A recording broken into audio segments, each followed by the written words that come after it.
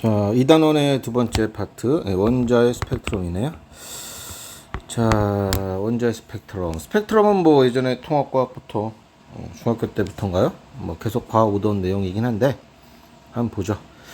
자, 스펙트럼은, 자, 빛이 파장에 따라 분리되어 나타나는 색깔의 띠로, 파장에 따라 분리가 되어 나타나는 색깔의 띠로라고 나왔습니다. 예. 파장에 따라서,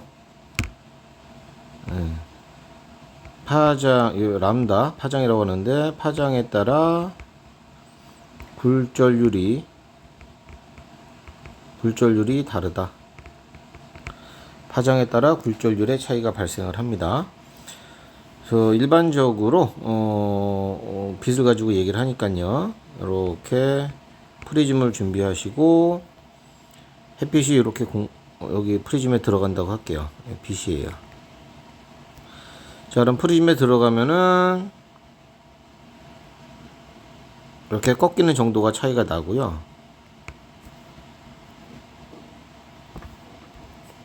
여기서 내려오고 여기서 내려오고, 그래서 이쪽에 스크린에 도달을 한단 말이야. 그러면 가장 덜 꺾이는 빛이 색깔이 빨간색, 가장 많이 꺾이는 게 보라색. 이렇게 빨주노초파는 뭐 무지개 색깔 중에서 꺾이는 정도가 달라요. 보라색이 파장이 가장 짧다. 파장이 짧은 빛은 진동수가 크고, F가 진동수가 큰 빛은 에너지가 커요. 자, 이게 같은 세트인데, 파장이 짧은 빛이 더 많이 꺾입니다. 굴절율이 크다. 자, 요게 파장이 짧은 게 굴절율을 N이라고 합니다. N. 굴절율이 크다. 이거 기억해 두십시다. 자, 그럼 잘 하나 잘 적어 두시고요. 파장에 따라 꺾이는 정도가 달라서 빛이 분산이 된다는 얘기죠. 그래서 이 분산되는 스펙트럼의 종류를 보시면 연속이 있고, 선에는 방출, 흡수, 이렇게 두 개로 나뉩니다. 연속 스펙트럼의 경우에는 백색광이라고 나왔는데, 햇빛, 백열등, 또 하나 더 적으면 형광등, 이렇게 적어둘까요? 햇빛이나 백열등이나 형광등에서 나오는 빛은 연속 스펙트럼, 빨주노초파남보가 쭈루룩 연속적으로 이제 표현이 됩니다. 다 섞여 있다는 뜻이겠죠, 이 빛은. 자, 그런데 고온의 기체에서 방출하는 놈은 방출선으로 나오고요. 검은색 바탕에 특정한 선들이 나오고요. 저온의 기체를 통과할 때는 흡수선이 나와요. 연속 스펙트럼에서 까만색 선이 이렇게 표시가 됩니다. 예, 까만색 선이 표시가 되고요. 뭐 같은 물질의 경우에는 두 선의 위치는 똑같겠죠. 예. 자, 그 다음에 이 연속 스펙트럼도 햇빛이나 백열등 같은 놈들은 고온의 광원이거든요. 당연히 너도 방출 스펙트럼이겠죠. 예. 얘는 방출 연속 스펙트럼, 요거는 방출 선 스펙트럼, 요놈은 흡수 선 스펙트럼, 이렇게 가시면 되겠습니다. 자, 이 스펙트럼에서의 빛의 파장과 에너지, 스펙트럼 상에서 특정한 파장을 갖는다는 얘기는 에너지를 띠고 있다는 뜻이에요. 그래서 에너지와 파장의 관계 또는 진동수의 관계를 나타내는 식입니다. 예. 자, 빛 에너지는 광자는 진동수에는 비례하고요. 이렇게 둘은 비례하고요. 그 다음에 광자 빛 에너지는 파장하고는 반비례하네요. 그죠? 여긴 반비례, 여긴 비례. 파장이라는 거는 파동이 이렇게 진행을 할 때 반복되는 최소 형태, 여기서부터 여기까지가 한 파장이거든요. 요 거리가. 그러니까 한 파장, 이 파장이 짧다는 얘기는 그만큼 이렇게 더 빨리 떨린다는 얘기예요. 파장이 짧다는 건 더 빨리빨리 떨린다는 얘기야. 그래서 파장이 짧다는 게 진동수가 크다는 걸 의미를 해요. 진동수가 커지면 그만큼 그 입자가 가지는 에너지도 커지겠죠. 빨리빨리 떨리려면 에너지도 커야 되죠. 그래서 이 셋의 관계를 잘 기억해 두시고요. 뭐 그냥 그 정도입니다. 여기서 공식 하나 잘 기억해 두시는 거. 진동수하고 비례하고 파장하고 반비례한다. 그런 정도 봐두시고, 그 다음에 다음 페이지로 넘어가셔가지고 이제 보호 모델을 설명하려고 스펙트럼이 잠깐 나온 겁니다. 보호 모델을 보시면은요, 러더퍼드 모델의 문제점을 갖다 해결하기 위해서 나온 건데요. 러더퍼드 모델의 경우에는요, 알파 입자 산란 실험의 결과는 잘 설명할 수 있죠. 원자 핵이라는 걸로 중심에 놓고 전자를 주변에 배치함으로써 알파 입자 산란 실험은 설명을 잘해요. 자, 그런데 원자의 안정성. 원자의 안정성은 뭐죠? 전자가 돌다가 원자 핵과 충돌하는 문제죠. 꽝 충돌. 이 이론에 의하면 충돌해요. 근데 실제로 그런 일은 없잖아요. 자, 그래서 원자의 안정성 문제. 그 다음, 불연속적인 기체의 선 스펙트럼, 즉 수소의 선 스펙트럼을 설명할 수 없다. 자, 이 두 가지를 핵과 전자가 충돌하지 않습니다. 실제로는. 그죠? 원자 핵과 전자가 충돌하는 일도 없고요. 그 다음에 스펙트럼 설명도 이해가 안 되니까 이거를 설명해 주기 위해서 보호 모델이 등장을 합니다. 자, 보호 아저씨는 원자핵 주변에 전자의 궤도가 존재한다고 해요. 모든 궤도를 전자가 도는 게 아니고 특정한 궤도에만 전자가 돈다고 얘기를 합니다. 그래서 1번, 2번, 3번 번호를 붙여가지고 전자 궤도를 이름을 붙여줬고요. 이게 이제 무한대까지 있겠죠. 이렇게 해서 무한대까지 전자 궤도가 있는데, 특정한 궤도에서만 전자가 원운동을 한다고 했어요. 그러니까 궤도와 궤도 사이에는 전자가 존재하면 안 되겠죠. 그래서 이런 궤도에만 전자가 지금 존재할 수 있어요. 이 궤도에서 전자가 돌면 안정한 상태입니다. 자, 1번부터 2번, 3번에서 무한대까지 있고요. 이 전자 궤도수를 양자수라고 하고요. 양자수는 기본적으로 에너지 크기를 얘기합니다. 에너지의 양자와, 자, 기본적으로 양자수가 크면 에너지가 크다. 이런 식으로 에너지의 특정한 값을 얘기를 해요. 전자는 특정 궤도에서만 원운동을 하고요. 양자수와 관련된 특정한 에너지 값을 갖는다. 전부 다 설명이 지금 불연속을 설명하고 있습니다. 궤도가 뜨문뜨문 있어요. 에너지 크기도 뜨문뜨문 있어요. 자, 이러한 에너지 크기를 에너지 준위라고 얘기합니다. 에너지 준위. 에너지 준위. 그래서 n값이 커질수록 에너지 준위도, 에너지 크기도 커집니다. 자, 그 다음에 전자가 가장 낮은 궤도, 1번, 뭐 수수로 따지면 1번 궤도겠죠. 가장 낮은 궤도에서 돌 때는 안정적인 상태라고 얘기를 하고, 우리가 바닥 상태라고 얘기하네요. 수소 같은 경우는 1번 궤도 돌 때겠죠. 그 다음에 들뜬 상태는 1번 궤도 아니고 그 위에 2번, 3번 이런 식으로 높은 곳에서 돌 때는 들뜬 상태라고 얘기합니다. 높은 에너지 준위로 이동한 상태. 뭐 요거는 1번 궤도에 돌 때보다는 불안정한 상태겠죠. 들뜬 상태니까. 자, 그래서 궤도가 높아진 놈은 다시 아래로 떨어지면서 뭐 빛을 방출한다 이런 얘기를 뭐 하려고 하겠죠. 자, 그 다음에 수소 원자 에너지 준위를 보면요, 1번 에너지, 2번 궤도 에너지, 3번 궤도 에너지 갈수록 간격이 좁아지는 걸 알 수 있을 거예요. 자, 양자수가 커지면 에너지 크기가 커지는데 갈수록 그 간격은 점점점 줄어듭니다. 오, 그렇군요. 자, 그 다음에 이건 이제 전자 배치 구조고요. 원자 구조고, 그 다음에 전자의 에너지 흡수 방출은 전자의 전위로 표현을 했습니다. 자, 에너지를 흡수하거나 방출하게 되면 전자의 이동이 일어난다라는 얘기인데요. 자, 밑에 그림 보시면 에너지 흡수하면 궤도가 높아지죠. 궤도가 높아집니다. 에너지를 방출하면 궤도가 낮아지죠. 그래서 에너지 흡수 높은 에너지 준위로 이동, 에너지 방출 낮은 에너지 준위로 이동, 이런 얘기입니다. 이때 흡수 방출되는 에너지 크기는 이렇습니다. 예를 들어서 여기가 마이너스 13 일렉트론 볼트라고 하고요. 여기가 마이너스 10이라고 할게요. 그 위에는 마이너스 8이라고 할게요. 자, 그럼 1번 궤도에 지금 전자가 있는데 여기에 3 일렉트론 볼트 에너지를 가하면 이 전자는 이렇게 전이가 돼요. 이쪽으로 이게 전이가 돼요. 이 차이가 3이잖아요. 그런데 다 옆에 있는 전자에 4 일렉트론 볼트 에너지를 가한다고 할게요.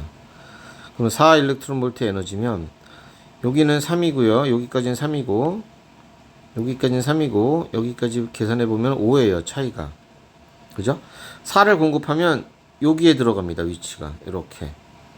그래서 4를 주는 경우에는 뭐 3만 받고 위로 올라간 다음에 나머지 1은 버리냐 그런 게 아니고 얘는 전이가 되지 않습니다.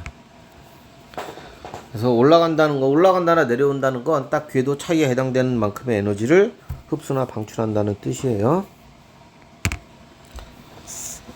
자, 그 다음에 전자가 올라가거나 내려가는 전자 전이가 일어날 때 그 에너지 크기, 그냥 뭐 에너지 차이예요. 여기가 3번 궤도, 2번 궤도라고 하면 이렇게 떨어진다. 그러면 3번 에너지에서 2번 에너지 뺀 게 이 발생하는 에너지라는 뜻입니다. 이렇게. 그래서 궤도의 차이, 두 궤도의 에너지 준위의 차이와 같습니다. 흡수나 방출되는 에너지는요. 공식 다시 한번 나왔으니까 잘 봐두시고. 자, 저 공식으로 보통 설명할 수 있는 거는 뭐 계산하는 거는 뭐 여긴대로 문자 잡아서 풀어야 되고요. 뭐 이렇게 있다고 칠게요. 1번, 2번, 3번이라고 할까요? 자, 여기서 이렇게 방출하는 에너지가 A입니다.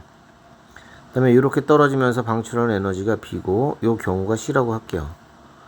그럼 A 에너지는 B 에너지 플러스 C의 에너지라고 물어볼 수가 있어요. 그러면 맞아요 라고 하시면 돼요. 간격을 보시면 되거든요. 이거는. 그 다음에 A 빛의 진동수는 B 빛의 진동수 플러스 C 빛의 진동수이라고 물어보면 여기 나왔잖아요. 광자와 요 진동수는 서로 비례하잖아. 맞는 거예요. 이것도.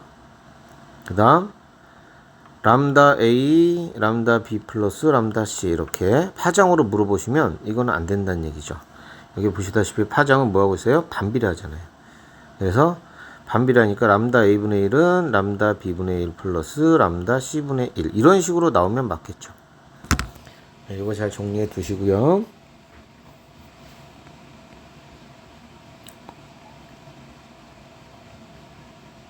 그 다음에 4번에 수소원자 에너지 준위와 선 스펙트럼 나왔네. 자, 수소원자 에너지 크기를 나타내는 식이야. 각 궤도의 크기를 나타내는 식이야. 마이너스 n 제곱분의 13.6 일렉트론 볼트. 화학에서는 마이너스 n 제곱분의 1312 kJ per mol 이거를 많이 쓰고요. 물리에서는 이놈을 많이 씁니다. 일렉트론 볼트를 많이 쓰니까 같은 겁니다. 같은 거고요. 자, 그래서 1번 궤도의 에너지 크기가 이거예요. 마이너스 13.6. 2번 궤도는 n제곱에다 2 집어넣으면 4분의 13.6이니까 마이너스 3.46 이렇게 되네요. 자, 1, 2번 궤도의 차이가 가장 크네요. 그죠? 자, 그래서 이렇게 궤도별로 에너지 크기를 이렇게 정해 주셨고요. 그죠? 그 다음에 무한대로 가게 되면 무한대 에너지 준위는 0입니다. 0. 무한대 에너지 크기는 0입니다. 그래야 이 두 궤도 차이를 계산할 수 있기 때문에요. 무한대를 0으로 잡습니다. 그 다음에 요 에너지 계열 중에서 뭐 발견한 사람 이름을 따서 1번 궤도로 떨어질 때, 1번 궤도로 전자가 떨어질 때 빛들을 계열을 라이먼 계열이라고 하네요. 이 라이먼 계열은 여기서 얘기하는 것처럼 자외선 영역이 되겠습니다. 자외선 영역. 자, 그 다음에 전자가 2번, 1번 말고 2번으로 떨어지면서 방출되는 빛들은 발머 계열이네요. 발머 계열. 발머가 가장 먼저 요거를 발표를 했죠. 자, 발머 계열의 경우에는 2번으로 떨어지는데요. 가시광선을 포함하는 영역이라고 지금 돼 있죠. 그래서 발머 계열 같은 경우는 3번, 4번, 5번, 6번 여기에서 2번 떨어지면 요때가 가시광선 영역이에요. n이 7보다 큰 위치에서 2번으로 떨어지면 요거는 자외선 영역으로 들어갑니다. 그래서 발모 계열은 2번으로 떨어지는 건 다 발모다. 그러면 맞고요. 발모 계열은 모두 가시광선이다. 그러면 안 된다는 거죠. 자, 그래서 가시광선 영역은 3에서 2, 4에서 2, 5에서 2, 6에서 2, 네 가닥이에요. 수소의 선 스펙트럼의 가시광선은 항상 이렇게 네 가닥밖에 없습니다.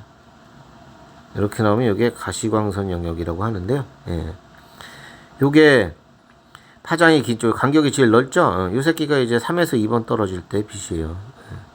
옆에 거는 4에서 2, 5에서 2, 6에서 2 쭉 가겠죠. 이게 빨간색 빛. 가시광선은 항상 네 가닥이다. 이렇게 기억해 두시면 되고요. 파생 계열은 3번으로 떨어질 때, 3번 궤도로 떨어질 때의 빛이고요. 이건 적외선 영역. 이렇게 보시면 되겠습니다. 라이먼, 발머, 파시엔, 뭐 당연히 사람 이름 알고 계셔야 되고, 발머 계열은 특별히 가시광선의 문제로 잘 나오는데요. 3에서 2, 4에서 2, 5에서 2, 6에서 2 이렇게 네 가닥만 시험에서 주로 물어본다. 여기를 넘어가는 빨간색을 넘어가는 이쪽에 있는 스펙트럼 선들이 나오면 이거는 적외선 영역이 되겠죠. 3번 떨어지는 거예요.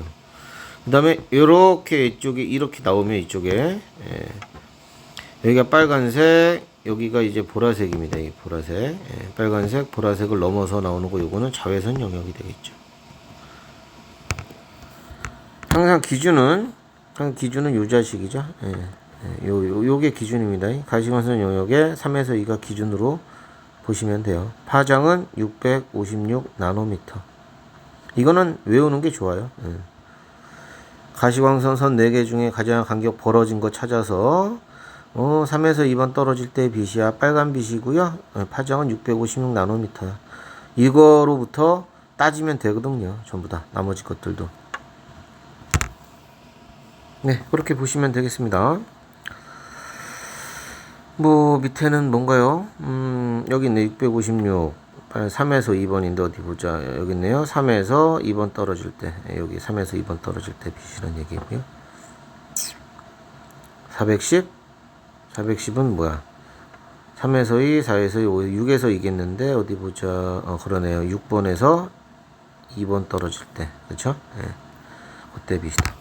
그거 알려주는 거네요. 네, 어쨌든 밑에 있는 이 그림도 눈여겨보시고요. 스펙트럼 한 문제 정도 물어보죠. 물리에서도 한 문제 물어봐요. 뭐 화학에서 많이 물어볼 텐데 어렵게 까다롭게 물리에서 충분히 한 문제 물어봅니다. 자, 관련 문제 쓱 풀어보시고요. 대표 자료도 좀 풀어보시기 바랍니다. 쭉 그래서 실력 9가지 문제 한번 풀어보세요. 자, 에너지띠와 반도체는 또 바로 보내드릴게요.